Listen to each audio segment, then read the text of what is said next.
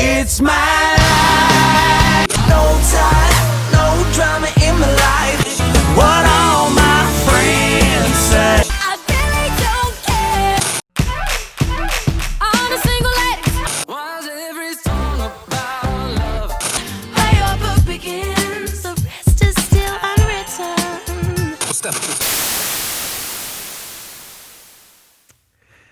Have you ever been in a place where you felt like you didn't belong? Last week, we kicked off this series called Relationship Goals, and I said we wanted to take some time to talk specifically to and about a group that's often neglected in churches, the single people. And I mentioned that I had posed this question on social media asking, what are some of the hardest parts about being a single person in a church? And the responses that I got were overwhelming. But what I didn't tell you last week was that I only read half of the responses to you. I focused on the ones that expressed how single people said they were made to feel in churches. Like they're incomplete, like they have something wrong with them, like they have nothing to offer. But I left out an entirely different category of responses I received, which is how single people are treated in churches. And here's some of the things that they said to me. People are constantly trying to set you up with the only single person they know, whether you've asked for it or not. And they put such little thought into it. I mean, saying, hey, he's 30-something, and so are you. Perfect. Is not helpful. Making friends at church is really hard. It feels like married people don't want to be friends with me because they only want to have other couples as friends. Singles groups, if they exist at all, typically involve everyone, young, old, divorced, widowed, etc. It's like we're just a bunch of spare parts that churches don't know what to do with. We're regularly told that we need to do more to support the married people, since we apparently have fewer responsibilities and more free time. But the married people are never challenged to support us. Every week, I have to go to church by myself, sit by myself, and leave by myself. I watch couples greet each other every Sunday and welcome in new couples, but no one's ever learned my name. I hear couples and families constantly talk about hanging out at each other's houses, dinner, game nights, movie nights, but I never get invited. I think they just never think about it. I wouldn't necessarily want to do it every time, but it would sure be nice to be asked.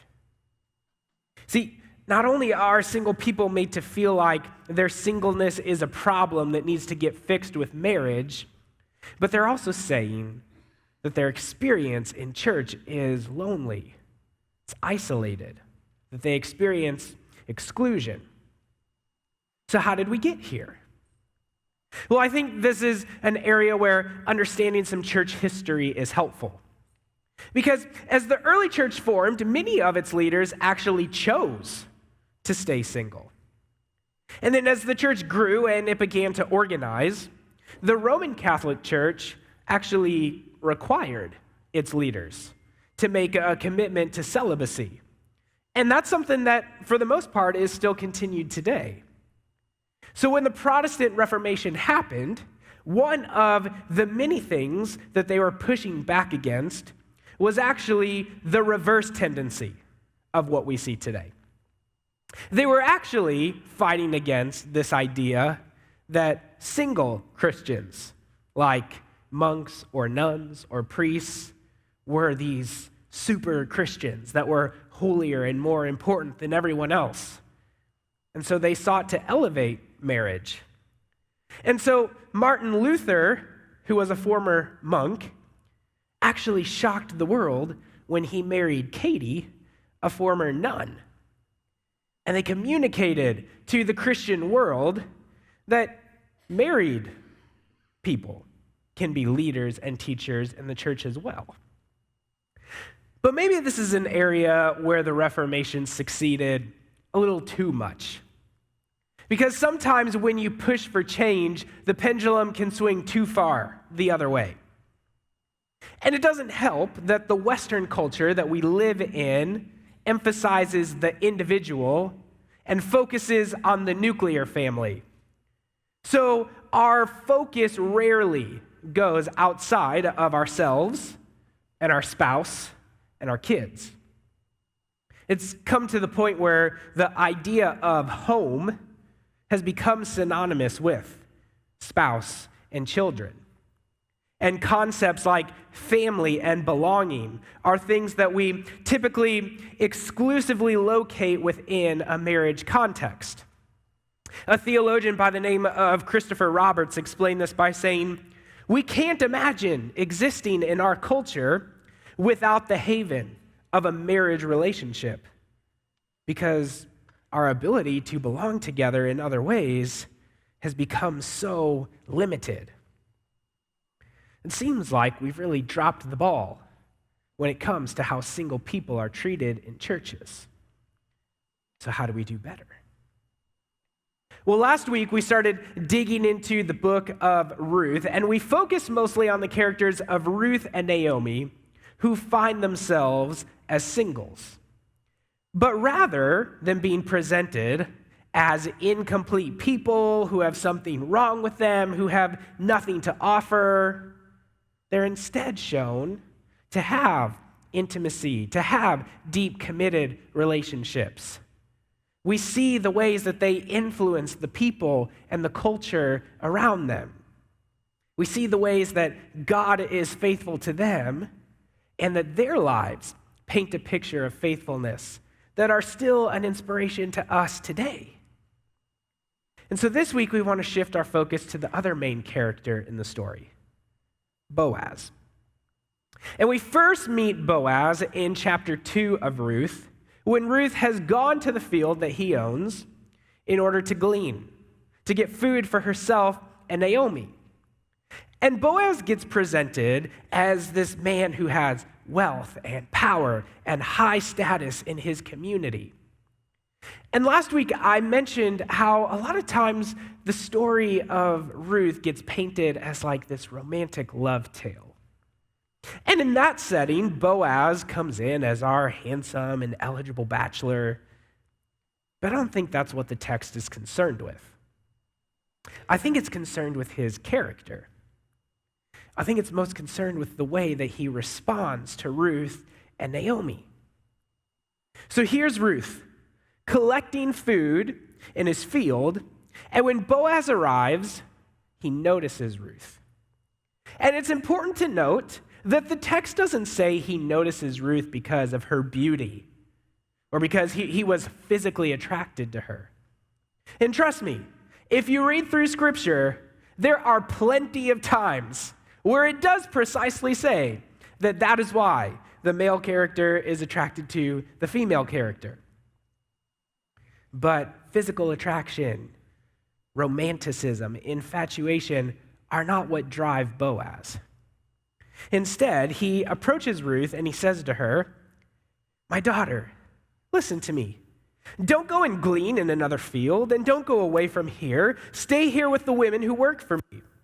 Watch the field where the men are harvesting, and follow along after the women. I've told the men not to lay a hand on you. And whenever you're thirsty, feel free to even go and get a drink from the water jars that the men have filled." So Boaz notices Ruth, but he doesn't just stop there. He reaches out to her. He helps her. He offers her support. He sees a need that he can meet, and he does something about it. But he doesn't do this out of pity or because he thinks Ruth's life is so sad and depressing. Here's what he says next to her. "I've been told all about what you've done for your mother-in-law since the death of your husband. How you left your father and mother and your homeland, and you came to live with a people you didn't even know before. So may the Lord repay you for what you've done. May you be richly rewarded by the Lord, the God of Israel, under whose wings you've come to take refuge." Boaz doesn't pity Ruth. He's impressed by Ruth. He's heard of her. He sees her as an example of faithfulness and of strength, and he even responds by telling his workers, let her gather among the sheaves and don't reprimand her. In fact, even pull out some extra stalks for her from the bundles and leave them for her to pick up, and again, don't rebuke her. That's way beyond what Boaz was required to do for taking care of those in need. But he's so impressed by Ruth's faithfulness and by the way that she takes care of Naomi that he learns from her example. And so he serves her and he incorporates her into the life of his field. So is all of that driven by romantic attraction? By infatuation? Well, when Ruth returns home with all of this food that she's collected, we find out exactly what drives Boaz. Because Naomi says to Ruth, the Lord bless him. He has not stopped showing his kindness to the living and the dead. And the word there that gets translated kindness is the Hebrew word hesed. And it's a word that shows up multiple times in the book of Ruth as a main theme, and it's a word that's hard to translate because there's no one English word that truly captures its meaning. This is a word that describes the ideal lifestyle for God's people, the way that God has intended for humans to live together all along. It describes selfless and sacrificial love. It's not driven by obligation, but instead by commitment. Hesed causes someone to voluntarily do what no one has the right to expect of them, to pour themselves out for another. It's the kind of love that we see most fully expressed in Jesus. One scholar said it this way: Hesed can be boiled down to this: someone cares and has freely made it their business to look out for you. See, Boaz isn't driven by physical attraction or by pursuing a romantic relationship. He's driven by hesed.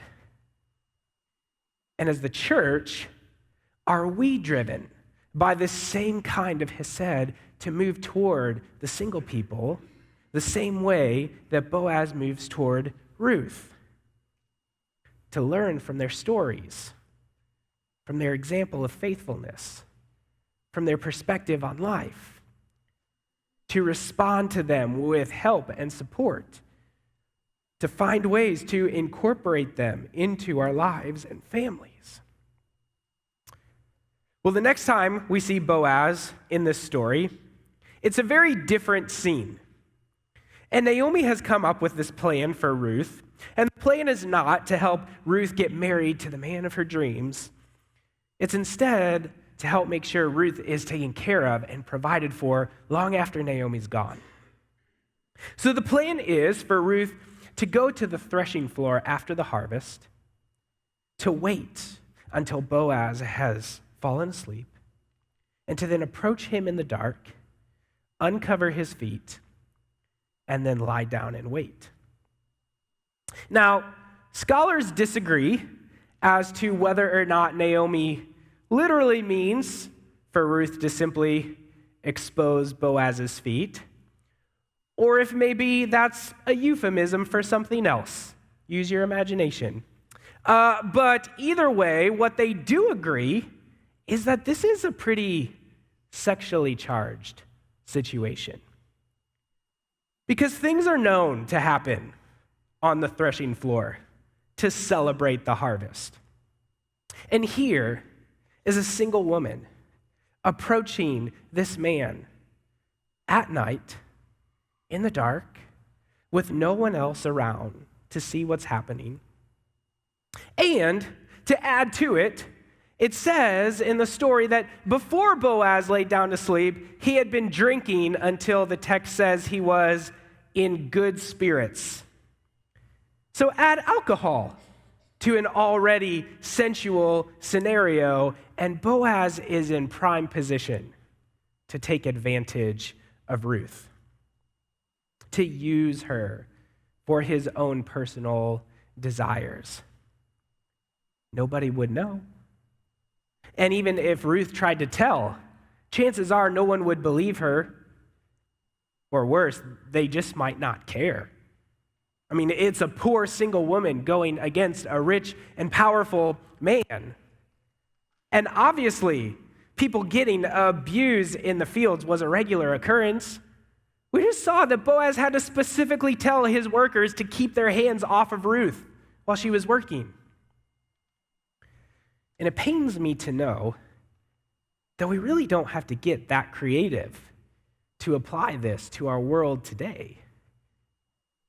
I regularly hear men and women tell stories of how they were abused or taken advantage of by people in churches that they should have been able to trust.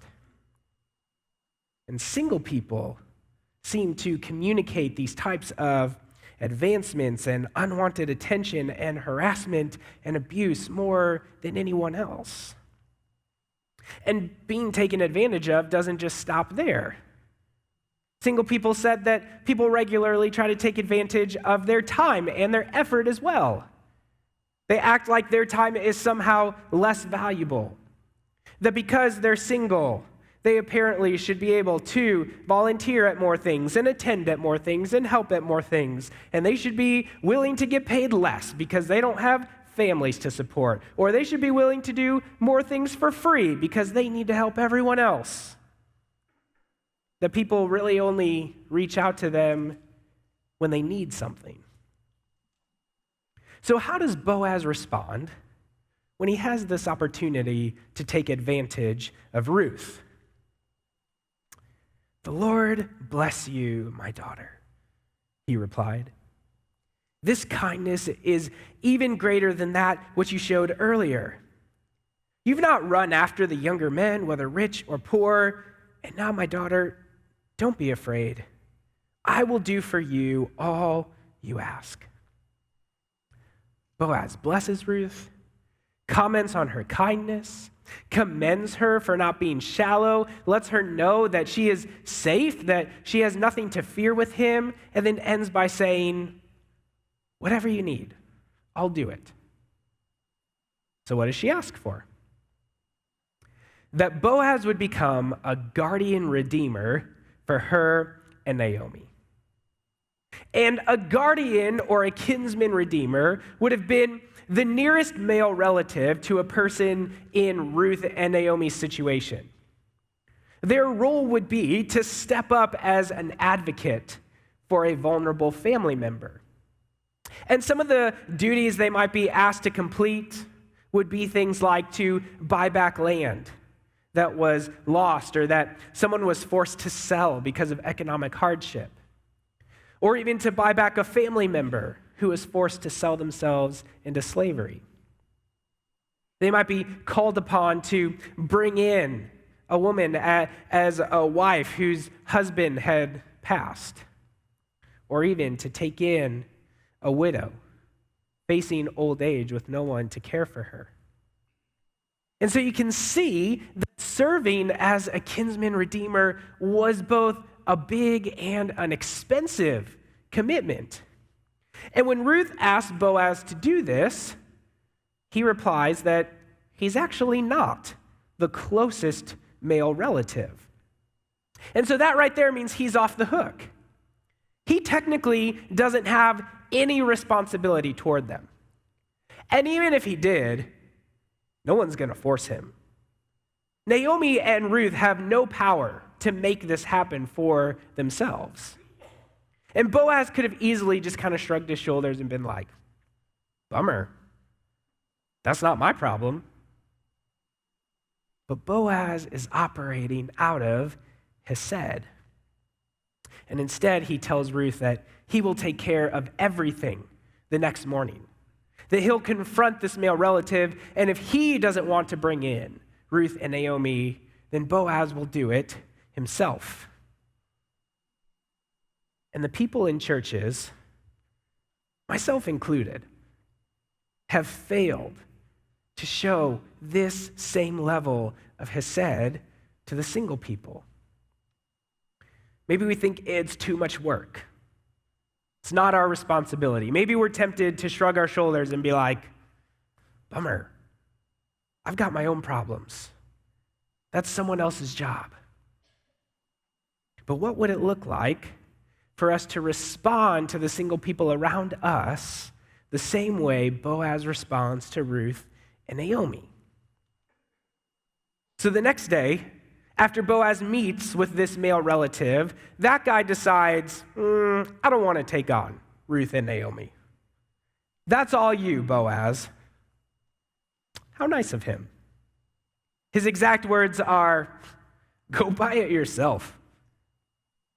So that's exactly what Boaz does. He pays to buy back the land that once belonged to Naomi's now deceased husband, the land that they lost when they were forced to move for the famine.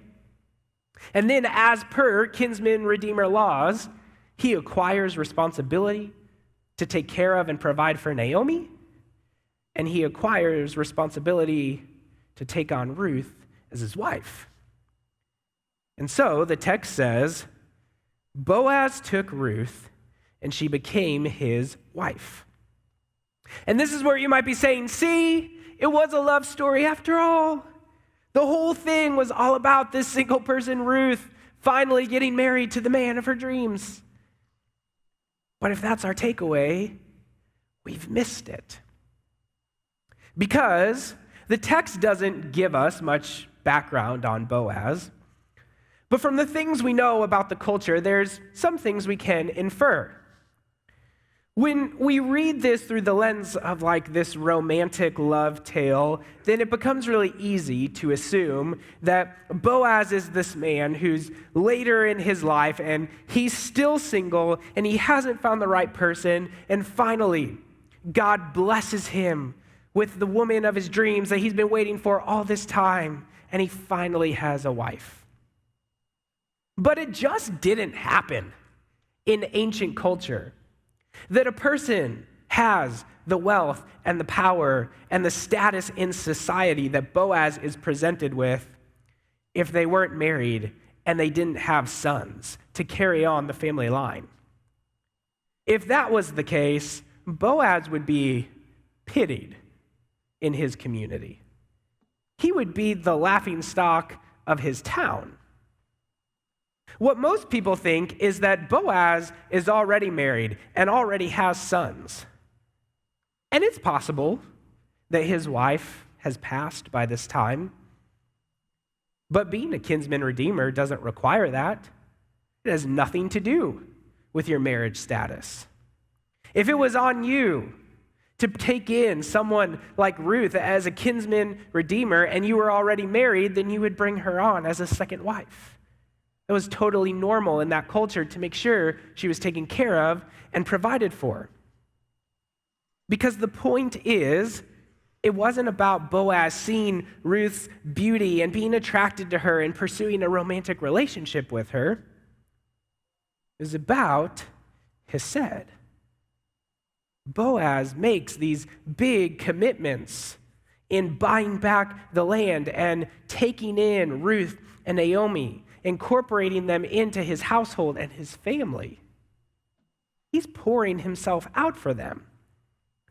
When Ruth and Naomi had no one to advocate for them, they find a powerful advocate and ally in Boaz. And so what I'm not saying is that single people are just like these vulnerable and destitute people who are incapable of taking care of and providing for themselves. Single people in America in 2020 live in a much different time than Ruth and Naomi did. I'm not saying that married people need to view ourselves as like the superhero flying in to save the day for single people. But I do think single people here at Current and in other churches could use an ally. And I definitely think they could use hesed. So how can the church move towards single people like Boaz moved toward Ruth and Naomi? Well, I'll make it very clear. No, I don't think we all need to take on second and third husbands and wives, okay? Don't go around saying that I said that. That's a way that our culture has changed since that time.